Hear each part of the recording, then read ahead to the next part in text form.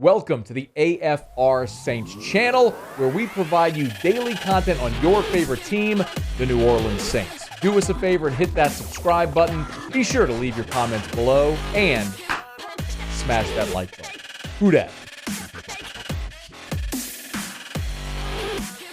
Nick Underhill reported that all 5 teams with head coaching openings have reached out to Sean Payton.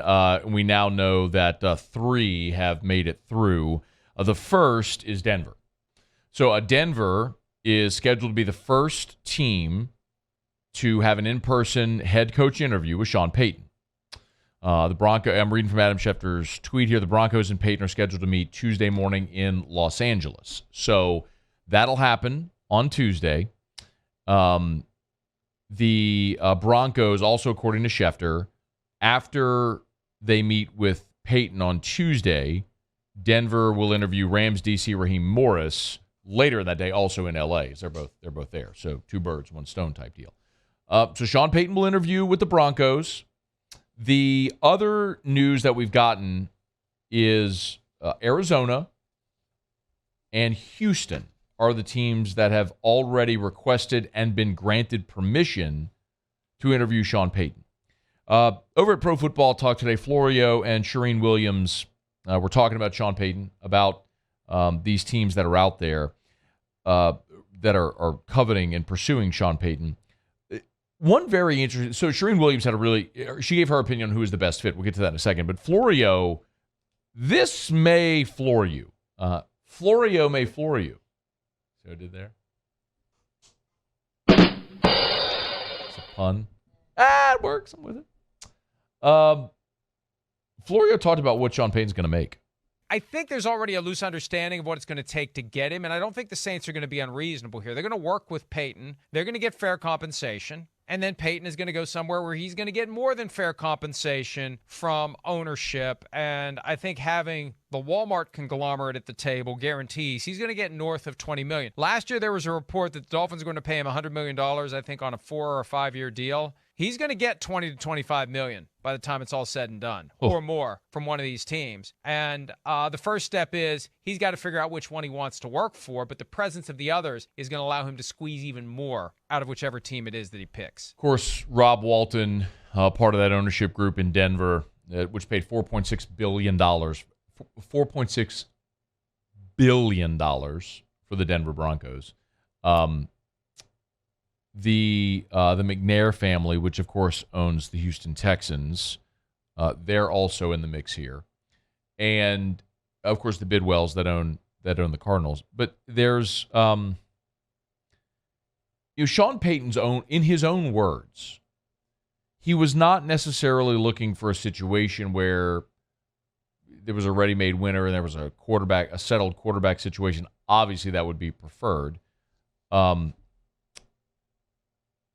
But what he talked about was an organization that has a history of winning, that has a leadership and ownership structure where they've won. I mean, that's what he wants.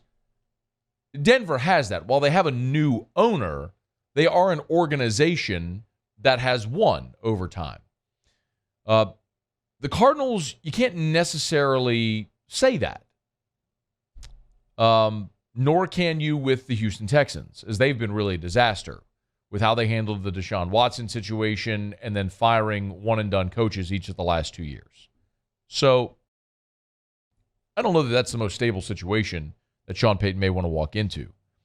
But $20 to $25 million, one of these owners is going to pay it, and they're all billionaires, and they can afford it. And if Sean Payton brings stability, credibility, and instant winning to their franchise, of course you're going to pay that amount. I mean, they'll blow that amount on a first-round draft pick in guaranteed money with someone who's never taken an NFL snap. So, of course, you'll pay it to a proven championship-winning head coach. And I would also submit to you that the success Doug Peterson is having right now in Jacksonville is further validation for Sean Payton. Now, remember, Peterson won his Super Bowl in Philly and then had a couple of good seasons and then dropped off to a 4-win season. They blew him out. And Sean Payton never had that regression that Peterson did in Philly. He was just ready to step out. But some dudes just know how to coach ball and they know how to win. And Jacksonville is a great illustration of that with the contrast of what they were with Urban Meyer a year ago and what they are now with Doug Peterson. They won their division. It's incredible. But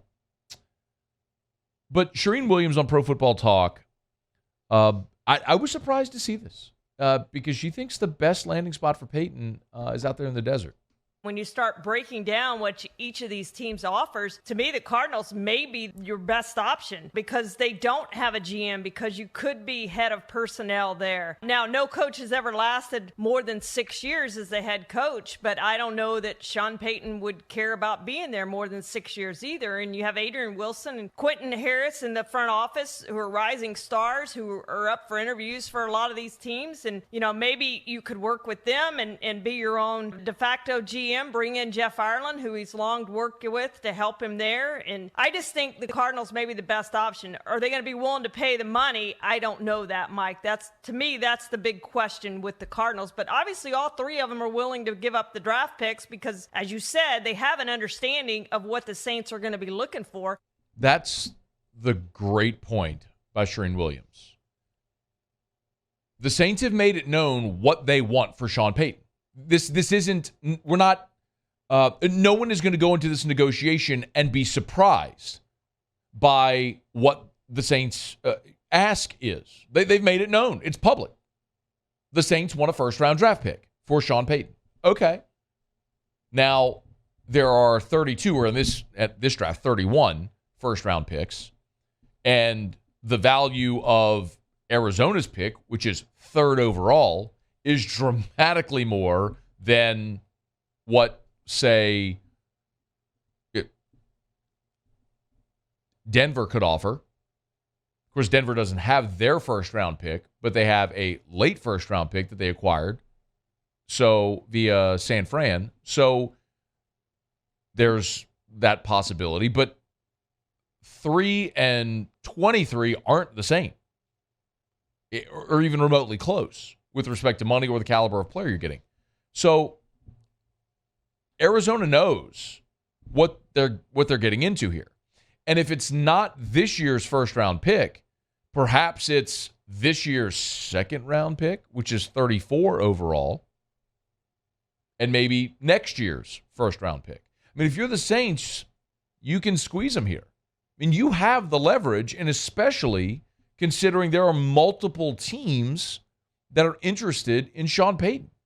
So the Saints don't really control the bidding war. Ultimately, Payton is going to have to choose which job he wants to take, and then the Saints go and negotiate with that team for the rights. But if, in fact, it is Arizona and that's the situation, it could end up being the situation if Arizona is not willing to part with the third pick, and maybe they would.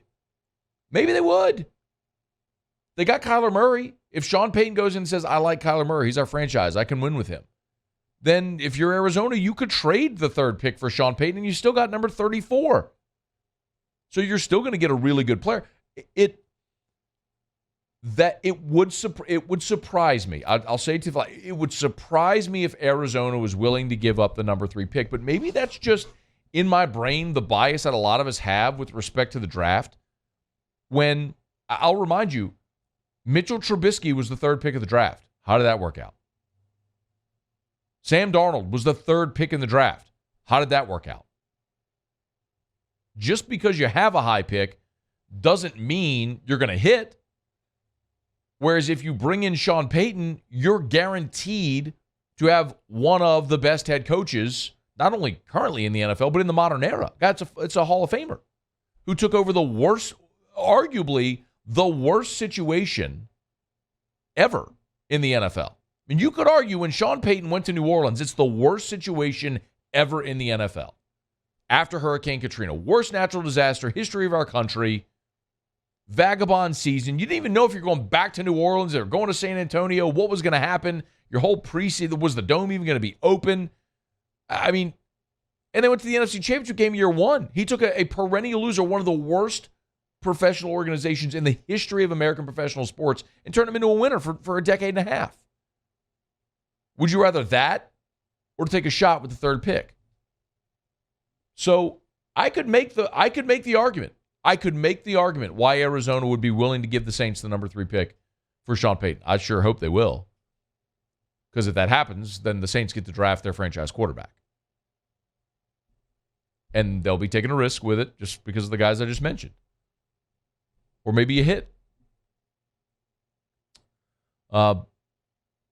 Houston's going to be fascinating as well.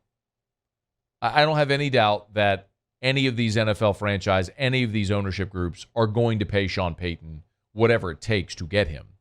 It's really going to be a matter of where does he want to go. He's going to be everybody's number one candidate.